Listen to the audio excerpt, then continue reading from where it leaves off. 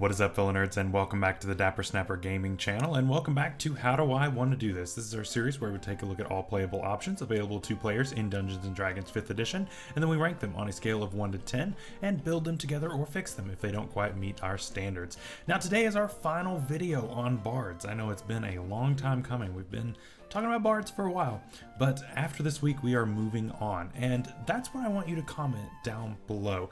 I'm having a hard time choosing which class I want to do next. Obviously the next official class that is in alphabetical order would be Cleric. However, there is the class that is the Blood Hunter that comes next alphabetically, if we count that as official, I guess. It might as well be official just because it's Matt Mercer's, it's been around for a while. The community kind of accepts it as almost official at this point. So if you would like for me to cover that instead of Cleric first, because it's only 4 videos worth, so it's not that far, let me know in the comments down below if you'd rather see Blood Hunter. If not, we will move on to Cleric, which is going to be, we'll be on Cleric a really long time because there's a ton of different types of clerics, but I don't care to cover all of those because they are a lot of fun as well. So let me know down below. While you're down there, make sure to leave a like on the video and subscribe while you're at it if you haven't already.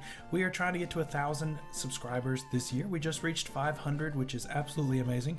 And so we are trying to grow, and I can only do that with your help and your support. So please go ahead and consider doing that. So the College of Whispers Bard was kind of the spooky bard before College of Spirits was introduced. This was brought in Xanathar's Guide to Everything and gave kind of that not so honest bard, the one that's may seem all nice and sing all these nice songs in public, but behind people's back may be a little bit more sinister. And so if that is what is up your alley, then maybe this one is for you. So let's take a look at what we get. We get some pretty interesting features and pretty unique features, at least for a bard.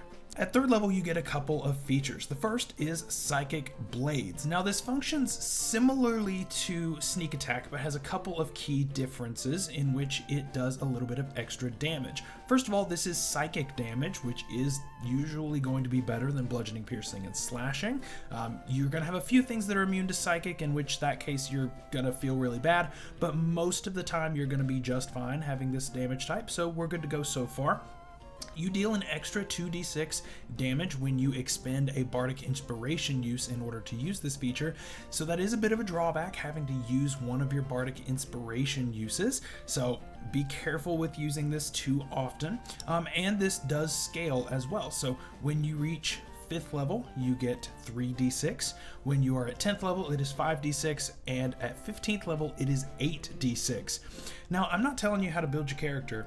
Well, I normally do, but all I'm saying is if you went 15 levels of this and 5 levels of Rogue and combined the two, which you definitely can do, that's 11d6 extra damage. That's a lot. That's a lot of damage. So I'm just saying, if you want to, just pump out a ton of damage on your weapon, that might be your ticket. That's not the build that we would go for this week, but I'm just saying it's something that is definitely possible for you to do. As far as ranking this goes, I'm going to give this an 8 out of 10. It's a lot of damage. It scales pretty well, going up to 8d6 by 15th level, so that's really nice. It is not quite to the degree that Sneak Attack is, but it's pretty close. It gets pretty far up there, and so I really like this feature. Also at 3rd level, we get Words of Terror, and this one is a little bit more situational. So what you can do with this is talk to a humanoid for at least 1 minute, and once you do so, at the end of this conversation, they have to make a wisdom saving throw, or they are frightened by you for 1 hour. So this feature is pretty bad. I have to say, this feature is pretty bad. So you have to talk to them for a minute. So whether it's like tying someone up or you don't even necessarily have to be hostile towards them to do this, but you frighten them for 1 hour. There are so much easier ways to frighten people that don't require you to talk to them for a minute. A minute's a long time in D&D. I mean, you can't do this in combat. So you can't do the instant frightening thing that some other things get just as a racial ability. I don't like this feature. I'm gonna give it a 5 out of 10. It's not useless, but it's going to be very rare that you get to use this feature. So yeah, I don't see this as all that useful. At 6th level, we gain Mantle of Whispers, and this is a feature that I feel like is somewhat divisive in the D&D community. I feel like some people really like this and some people really hate this. So let's see what I have to say about this. So what this does is when a humanoid dies nearby at 30 feet from you, you can capture a shadow of itself and kind of take on its identity, pretty much.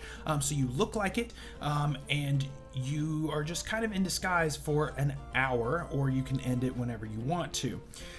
You gain a bunch of information as far as things that it would know just casually, but you don't gain any secrets or anything like that. And you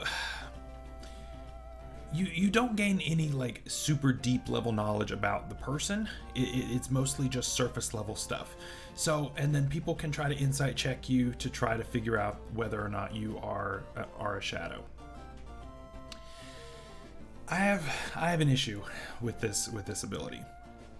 What does this ability do that you can't do with Detect Thoughts and Disguise Self? To me, a good ability is something that can't necessarily be replicated with a spell or two. It's something that is completely unique to you.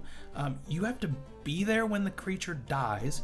So if you happen to be in the wrong place, wrong time when, say a guard dies, when the king dies, when whatever happens, you got caught up in whatever, and the plan goes awry, which it's D&D, the plan always goes awry, this feature's gone. You're done.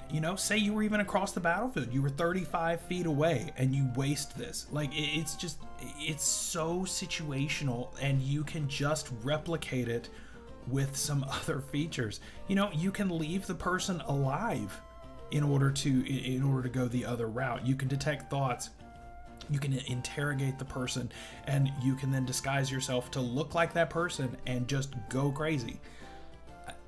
I don't think that this is all that great, to be honest. I'm going to give it a 5 out of 10 as well. I don't think it necessarily takes away from your ability. It doesn't take up any uses of Bardic Inspiration or anything like that. So, you're not losing any like costly resources, and you can do it once per short rest, but it's like, I don't think it really adds anything meaningful that you couldn't already do with the right combination of spells.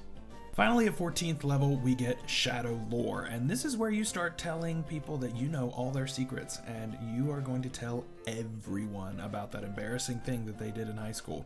So, what does that look like as a feature? Let's take a look. So, a creature within 30 feet of you, you can use your action to cause a wisdom saving throw, and as long as it can hear you and shares a language, then it perceives that you are basically blackmailing it, telling it that you are going to reveal its deepest, darkest secret, assuming that it fails the wisdom saving throw. It is then charmed by you for 8 hours, and it will reasonably act as you command it. It will not necessarily throw itself into danger. It's not going to risk its life for you, but it will do reasonable things that a friend would do for another friend. So that's pretty cool. And then once the effect ends, then it forgets why it was so scared. I like this feature. I think this is pretty cool. You can do this mid-combat and possibly turn someone from one side to yours. They're not necessarily going to throw themselves in front of a blade for you, but they would. That's one less person that you have to worry about, which is pretty great. You can do this outside of combat to very important people, to people who can get you to closer to more important people. I think that this is really useful, it only being an action. Like I said, I had a problem with Words of Terror because it takes a minute to do. This is just an action, and so I think that this is actually much more reasonable. I'm going to give this an 8 out of 10 as well. I think that this is pretty nice actually, and really helps to round out the kit. I think this is very useful. It is once per long rest, but honestly I'm fine with that. Again, it doesn't use up any of your limited resources, so that's also really great as well, and I just think this is a really good addition to the kit. So, what is our final verdict on the College of Whispers Bard? This is a pretty divisive one, because it has 2 features that I think are pretty good and 2 features that I think are pretty bad. So how do we rank this? So let's, Psychic Blades is really great. It is restricted to weapon attacks, and remember, you don't get any extra weapon proficiencies by taking this subclass. You don't get the martial weapon, you don't get the shields, you don't get any other things by taking this subclass. So you are still restricted to just the bard basics that they get, which isn't too bad. I mean, you get a rapier, you get hand crossbows, you get simple weapons. I mean, you can make do, especially with a rapier or a hand crossbow. I think that that's plenty. I think you can really make that work. And in a way that will actually be super meaningful for you. Words of Terror is pretty bad. You've talked to them for a minute, and then they have to make a saving throw. It's not just you talk to them for the minute and then they are frightened. It's you have to talk to them for a minute and then they still have to make a saving throw. So you could have just wasted the entire minute, and it's just,